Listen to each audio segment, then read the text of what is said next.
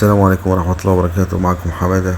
النهاردة ان شاء الله هنركب في الدي ميكس. هي محطوط علامة هنا شوفرليه، بس عشان ملقوش العلامة. العربية الدي ميكس ديت 4x4، عربية هايلوكس قوية، ما بتنزلش غير لشركات كبيرة، يا اما تكون مع الشرطة. العربية دي فيها كان راكب فيها كاسة كينود جاي من بره. تمام، ادي الكاسيت اهو. هنفك الكاسيت وفيها كاميرا اصلية. المشكلة بقى انك عايزين نركب شاشة على الكاميرا الاصلية دي، وساعات الكاميرا الاصلية بتكون واخدة من الكاسيت الكهرباء، وبتكون واخدة 3 فولت كمان، يعني بيبقى قافلها لك زي قفلة الضمنة كده. يعني مينفعش يركب على الكاميرا الاصلية، بتبقى واخدة. طبعا احنا اي كاميرا بنركبها عادية بتبقى 12 فولت. فاحنا هنشوف بقى القصة دي مع بعضينا كده، هنمشي مع بعضينا واحدة واحدة كده ونشوف عملنا ايه. تمام كده احنا بنفك الكاسيت الكينوت ده. طبعا الكاسيت ده كان جايب سوفت، فطبعا مش ينفع يركب. هو راكب بضفيرة بجي بي اس المهم الفيلم هندي معمول، بس جاي كده، يعني عربية جاية كده بيه. تمام، هنبتدي بقى. طبعا العلامة دي محطوطة غلط اساسا، هي دي ميكس 4x4 هايلوكس او دي ميكس هايلوكس. تمام،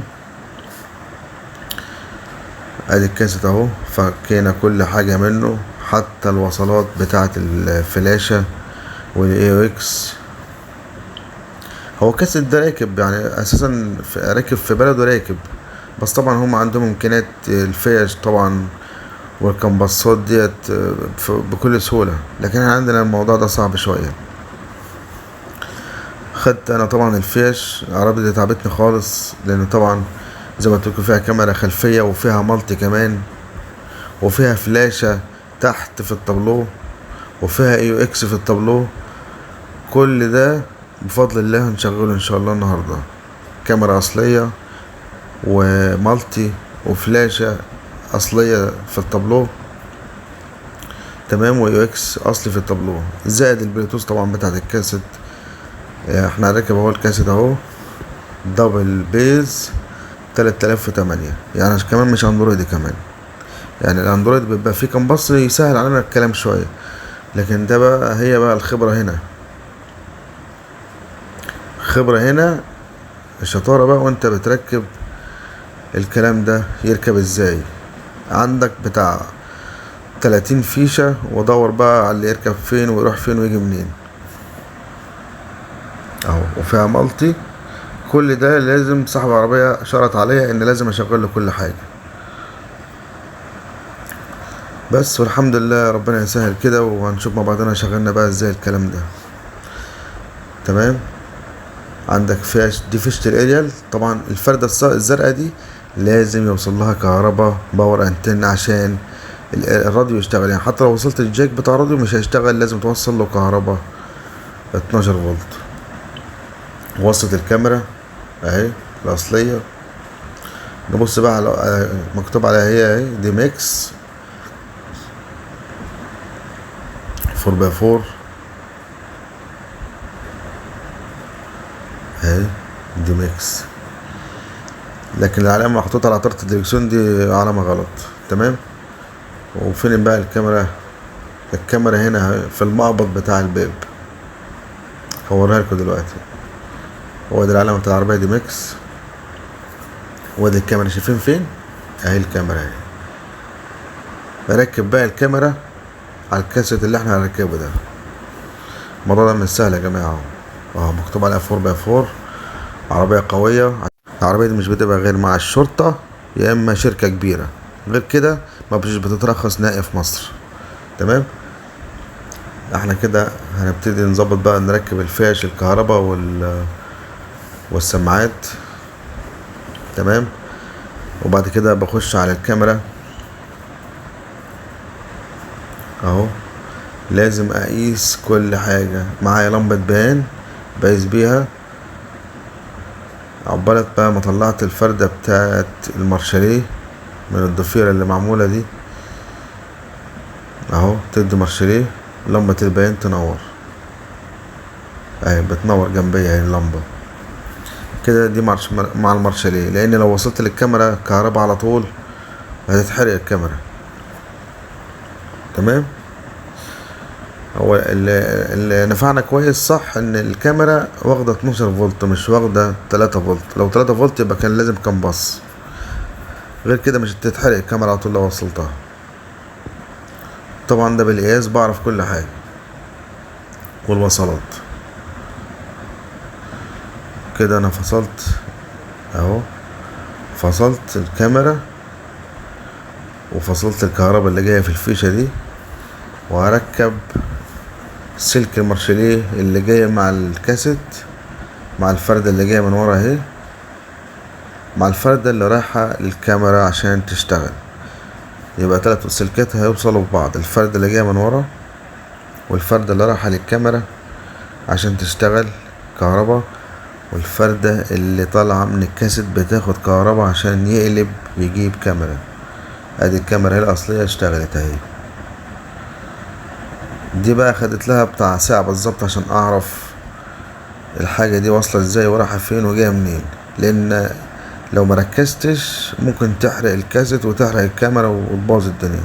فلازم تركز وتخلي بالك كويس وانت بتعمل كل حاجة.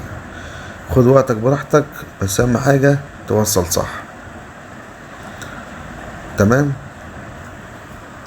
وادي الاريال اهو، خدنا له الفردة الزرقاء اهي، دي بتاخد باور انتنة، لازم تركب لها، لازم تشتغل باور انتنة 12 فولت عشان خاطر وحدة التينر اللي في القايم تشتغل، بدل الاريال اللي كان بيطلع بتاع زمان. تمام. غير جاك الاريال خالص، يعني ده موضوع تاني. تمام. في فلاش اهي شغلناها تحت، وصلنا الفلاشة الاصلية اللي في الطابلو اهي، اشتغلت الفلاشة تحت اهي اهي، بصوا اهي الفلاشة الاصلية اللي في الطابلو وصلناها مع الشاشة اللي احنا بنركبها 3008. نخش بقى على بعد ما وصلنا الفلاشة هنخش بقى على الاي يو اكس بتاع العربية الاصلي، وليه مكان في الطابلو بردك من تحت جنب الفلاشة. كده احنا شغلنا الاي يو اكس. طبعا الاي يو اكس اسلاك، وفي الكاسيت ار سي. تمام. دخول صوت في الكاسيت دي ار سي اللي هو الان، دخول ان صوت. فانا جبت ار سي جديد وقصيت الار سي ووصلته على اسلاك بتاعت الاي اكس الاصلي اللي في العربية اهو، زي ما انتم شايفين اهو، كأنه جاي 100 اهو.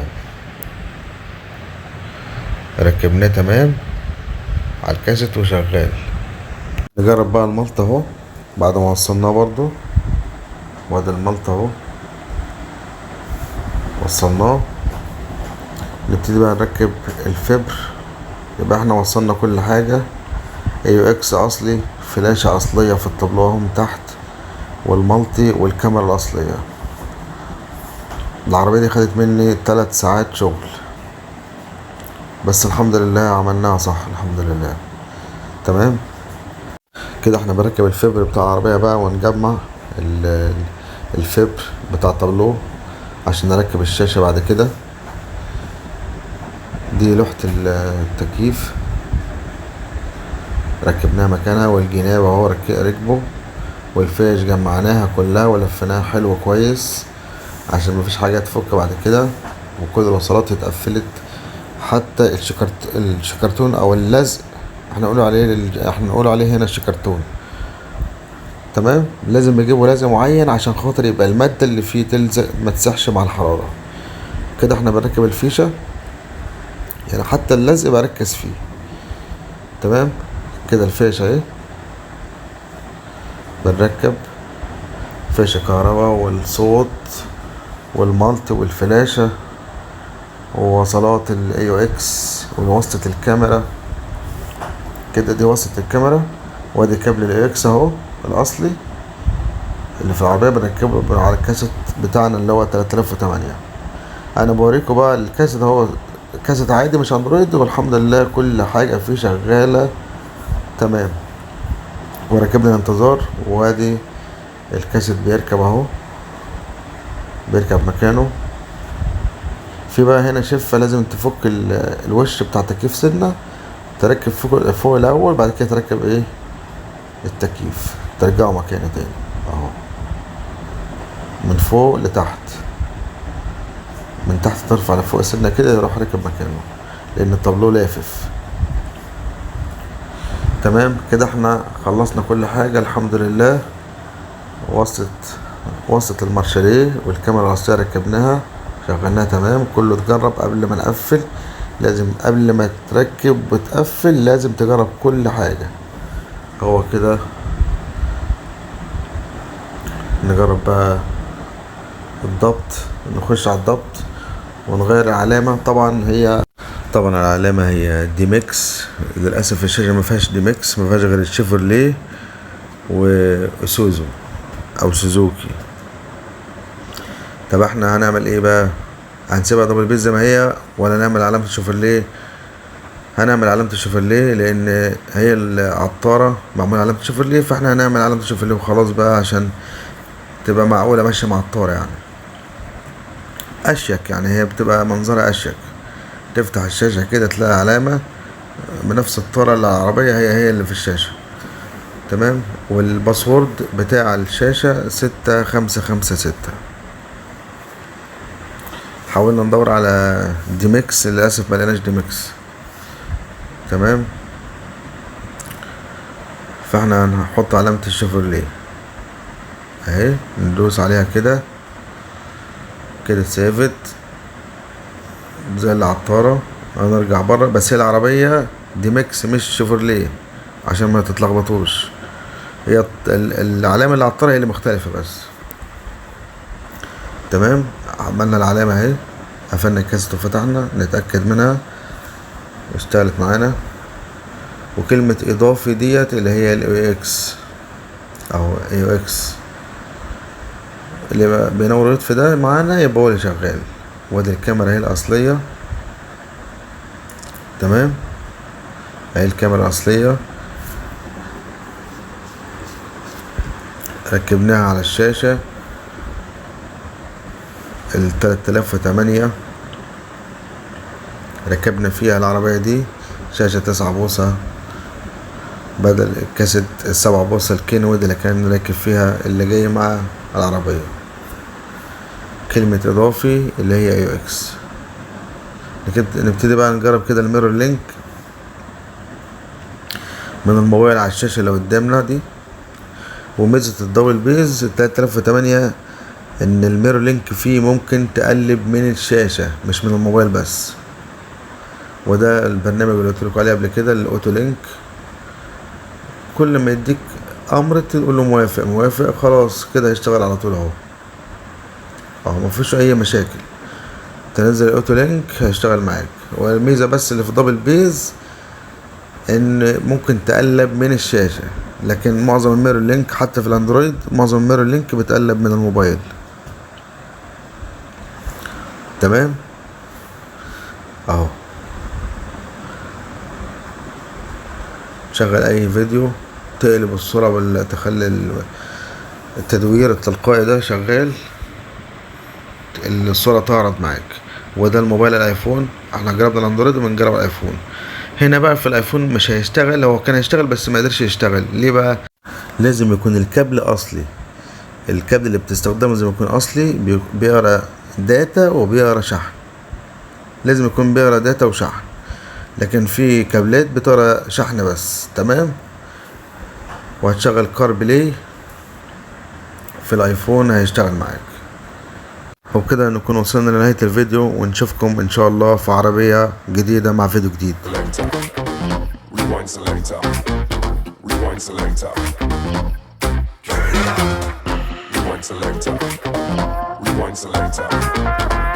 Selector.